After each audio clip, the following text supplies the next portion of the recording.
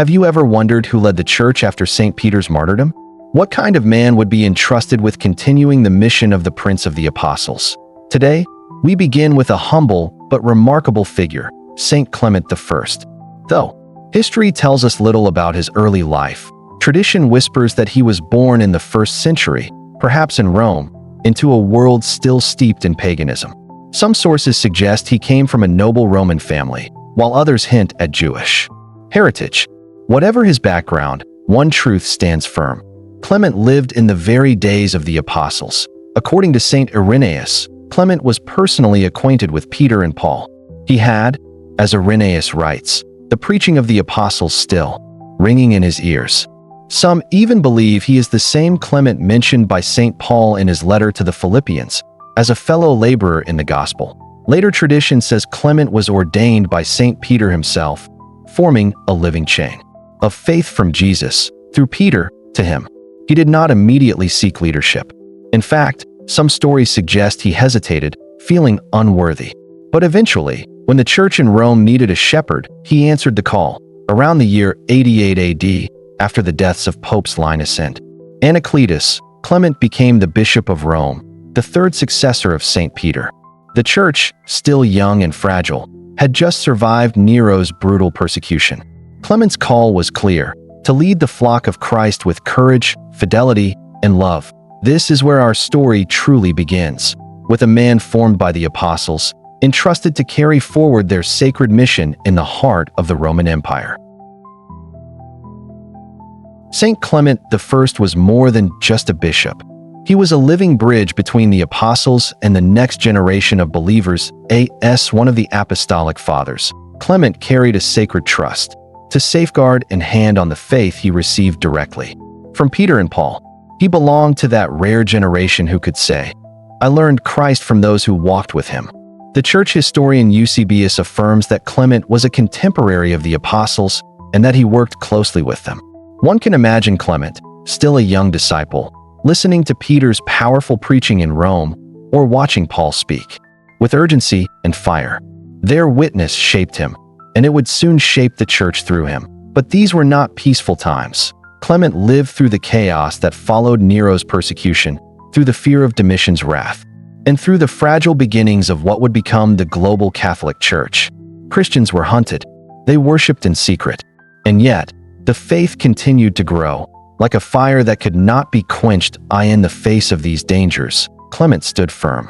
He clung to the apostles' teaching and reminded the faithful never to stray from it. He knew that without unity and sound doctrine, the church would splinter, and unity, for Clement, was not a passive idea, it was a divine mandate. He upheld the authority of those appointed by the apostles and defended the structure they had left behind.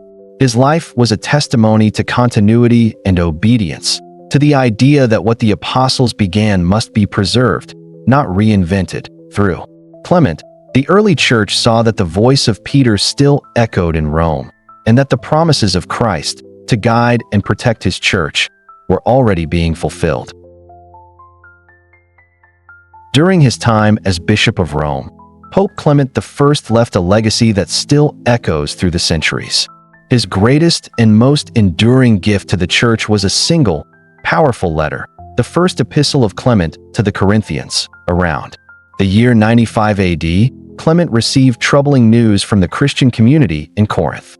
A group within the church had risen up and unjustly removed their presbyters, those ordained to lead them. Division and disorder threatened the peace of the church. Though over 600 miles away in Rome, Pope Clement responded, not with force, but with pastoral love. He wrote a letter that would become one of the earliest Christian writings outside of the New Testament. In it, he pleaded with the Corinthians to restore unity, to forgive one another, and to remain faithful to the apostolic tradition. His words were firm but filled with compassion. He wrote, "Let us fix our eyes on the blood of Christ and understand how precious it is to his Father, because it was shed for our salvation." Clement reminded the Corinthians that the apostles, foreseeing disputes, had established bishops and deacons and passed on their authority. He taught that no one has the right to overthrow those legitimately appointed, a powerful affirmation of apostolic succession. But perhaps his most beautiful message was about love. He wrote, "Charity unites us to God. It knows no schism, does not rebel, does all things in concord. In charity, all the elect of God have been made perfect." This letter wasn't just local guidance. It was papal leadership in action, humble, wise, and deeply rooted in truth.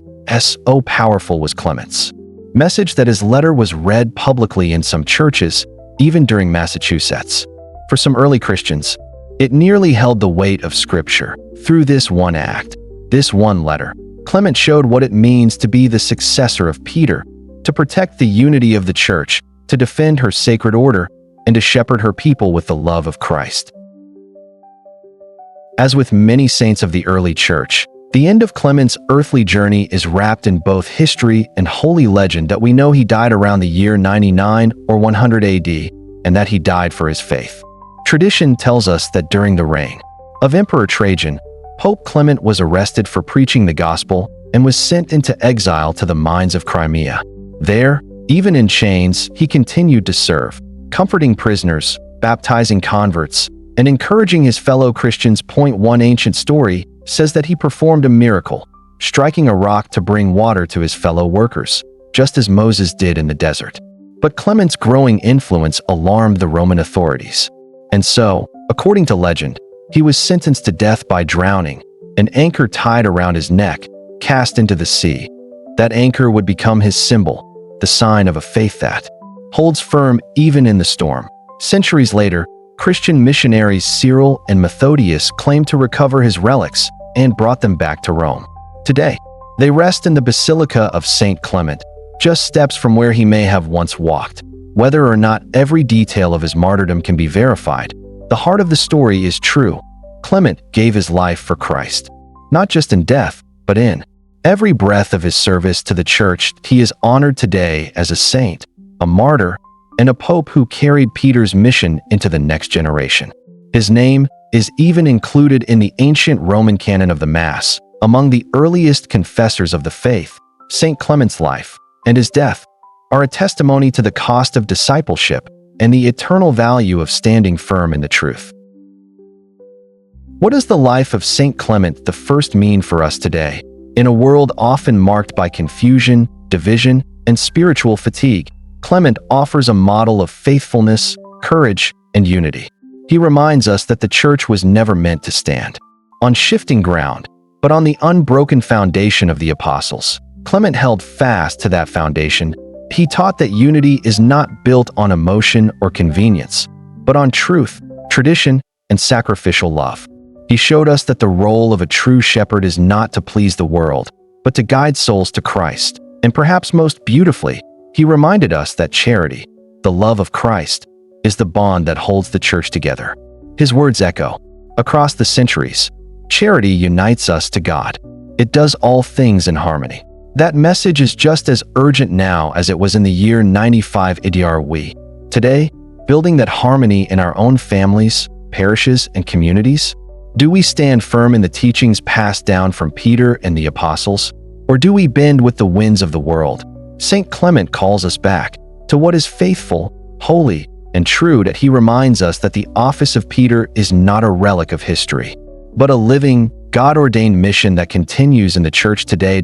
So let us walk in his footsteps.